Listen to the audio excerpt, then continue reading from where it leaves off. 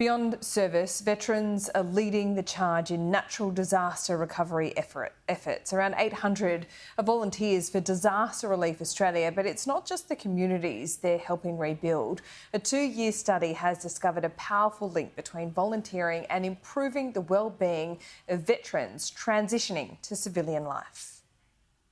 For these volunteers, it isn't just about lending a hand in the aftermath of natural disasters.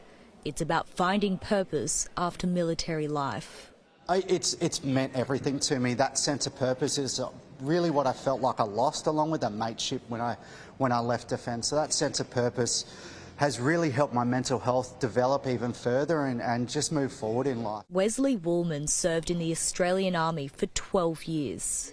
When he was released from duty in 2019, he faced a challenging transition back to civilian life. I'd had 2 back surgeries, 2 knee surgeries, an ankle reconstruction and 3 shoulder reconstructions. So it was definitely a bit of a hard transition because obviously medically I was going through a lot with the pain but also the mental side of that loss of identity. Wesley is among 800 veteran volunteers answering the call to serve once again, this time on the front line of Disaster Relief Australia.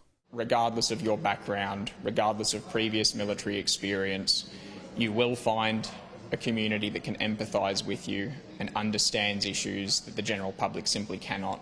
From ex-cyclone Jasper recovery efforts in far north Queensland to the Christmas Day storms on the Gold Coast and the devastating floods in Lismore, through volunteering, these veterans are not only rebuilding lives, they're rebuilding their own. We are not a replacement for clinical therapy, which is often a very, very necessary first step, but the report clearly shows that without purpose and identity in your life, you often will not make a successful transition, and that's what DRA does.